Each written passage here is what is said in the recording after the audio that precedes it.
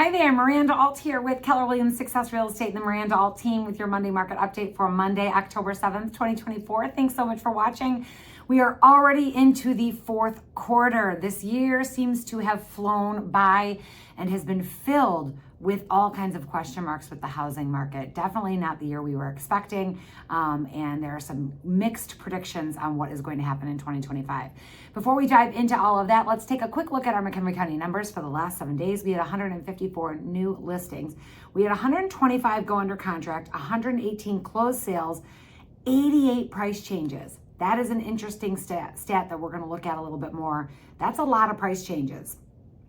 3 expired and 49 currently on the private network. So we now, since this is the first Monday that we're doing the Monday market update in October, we've got our numbers from September to look at and see kind of what trends we're seeing happening in the housing industry. So the average sales price for the entire MLS of the Midwest region, so the region that I subscribe to for like the Chicagoland area, the average sales price is now $396,000. That's the highest it's ever been.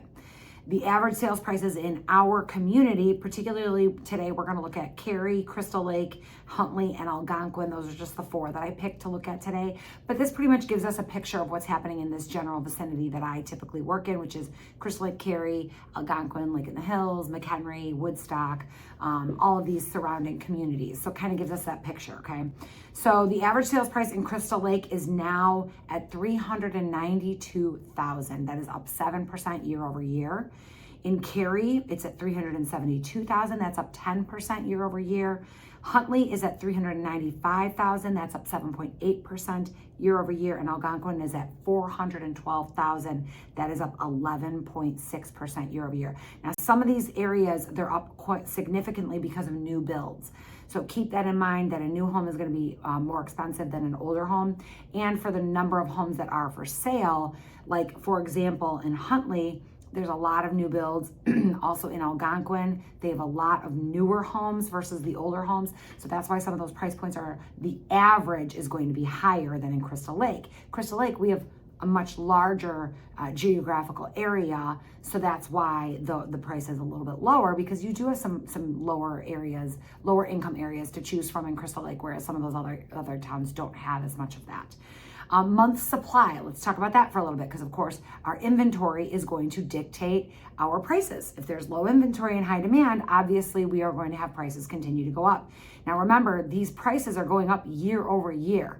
So while you might see some month to month changes due to seasonality, we do see that, but what we really have to look at is the year over year improvement and appreciation in homes, because that's what we can count on to continue, right? Month supply in Crystal Lake, we did see it go up 8%, but it's still only at 1.3 months inventory. Remember, a fair and balanced market is 4 to 6 months inventory, and we measure our inventory on how many homes, on how many months it would take to sell out of whatever is currently listed if nothing else were to come to market. So in Crystal Lake, in 1.3 months, we would be sold out of every single home that is on the market. The good, the bad, and the ugly, okay? So now we've had some price changes, so we're gonna talk about that in just a moment. So, but in Crystal Lake, we have 1.3 months inventory, up 8% year over year. In Cary, it's at 1.1 months inventory, which is up 10% year over year. Huntley has 1.9 months inventory, which is actually up 58% year over year. Now that's because of new builds.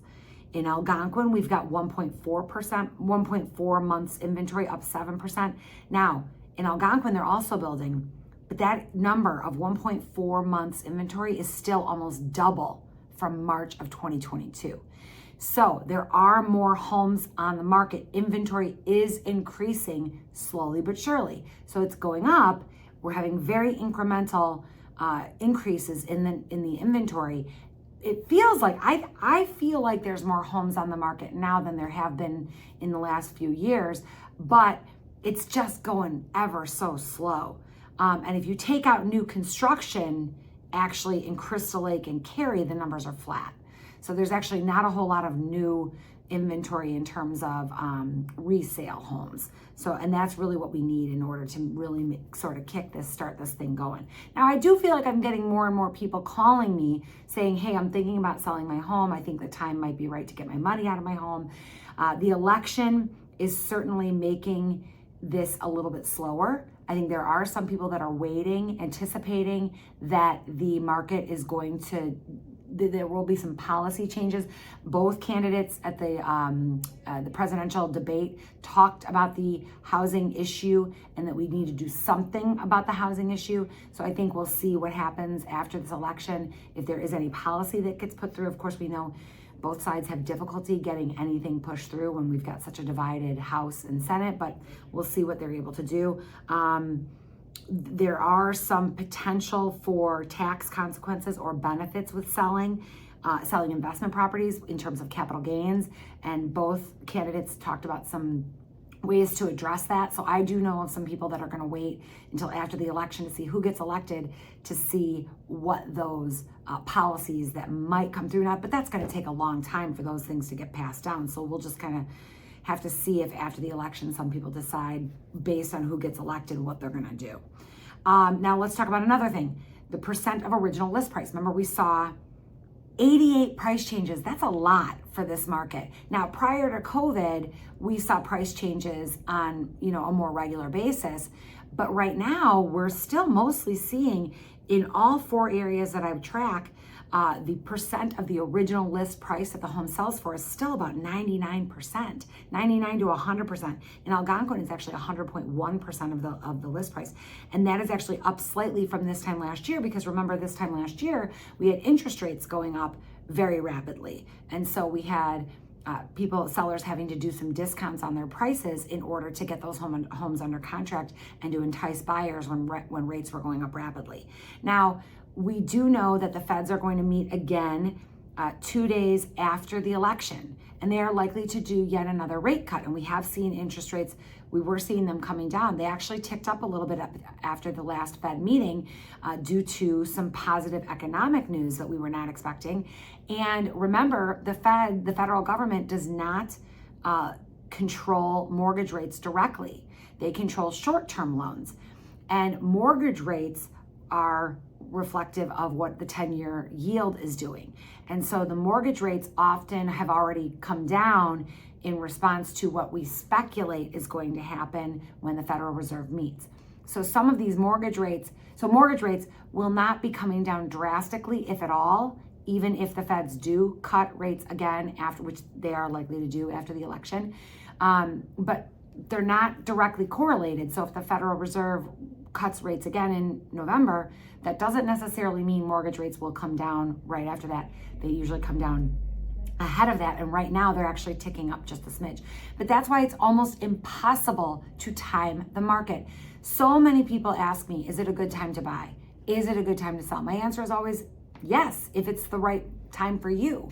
You have got to consider what is right for you. Right now, I'm talking to people who are thinking about buying this year, or they're saying they might wait till the spring. Now, if that's the case, if you know you're going to move in the next 8 months, if you're like, I am for sure going to move between now and next June, I would say buy now, because right now the prices are lower than they're going to be next year. I guarantee that prices will continue to go up over the next 12 months, because we are not going to all of a sudden get a huge amount of inventory hit the market. That's not going to happen. So all of a sudden, we are not going to end up with a fair and balanced market or a buyer's market. That's not going to happen. We also are not all of a sudden going to see interest rates plummet, or even stay the same. And here's the thing. Once interest rates do come down, if they do come down and continue to come down, I know last week I reported that I read an article that said that interest rates will be at the high 4s by summer of 2025. Now, that's just one person's prediction. We don't know if that's true, if that's really going to happen. We have no way to know. But I'll tell you, if that does happen, prices are going to go up way more than 7% year over year that they have been for the last couple of years. So therefore, you want to get a home locked in now at today's price, because whatever the house is selling for today, right now, it's going to be 7% more next year. So you can refinance if the interest rates come down, but you cannot change the price that you pay for the house. Once you contract and you close on a house, that sale price is set. You cannot change that. So if you know you're going to be moving anytime soon, I would say do it sooner than later, because as interest rates continue to come down, more and more buyers will flood into the market. Inventory will become even tighter, because even if we get more homes listed, if there's more buyers in the market, that makes inventory go down. So it's proportionate. So keep that in mind. If you're thinking about buying or selling, if it's the right time for you, then it's the right time to buy. If it's not the right time, then don't do it. But if you know you need to move sometime soon, I would say do it sooner than later, because as those interest rates continue to come down, those prices are going to keep going up. Next week, I'm going to talk about another question I keep getting, which is why so many apartment buildings. We are seeing rentals being built like crazy, and what is happening and why is that happening? And I'll talk about that next week, because we're out of time. I don't want to make this video too long. Thank you so much for watching. We'll address all of your questions. And of course, if you have questions between now and then, please be sure to call me, contact me. I'm at 815-529-0777. This week, I'm super excited. We've got our Next Step seminar on Wednesday, when we're going to talk about those of you who are thinking about, what do I do when I'm getting older and stairs are hard and I don't necessarily want to take care of my house in the winter, and I kind of want to have something where, I can get some meals included in my plan, my housing sort of plan. We're going to talk about next steps. What do you do? What are the options? What are the communities that are available? Assisted living places, not assisted living places like Del Webb or the Garlands. We're going to talk about all that kind of stuff next at our Next Step seminar on Wednesday. I hope you can make it. I'm Miranda Alt with Keller Williams Success Real Estate and the Miranda Alt team. Thank you so much for watching. Have a great rest of your Monday. Bye-bye.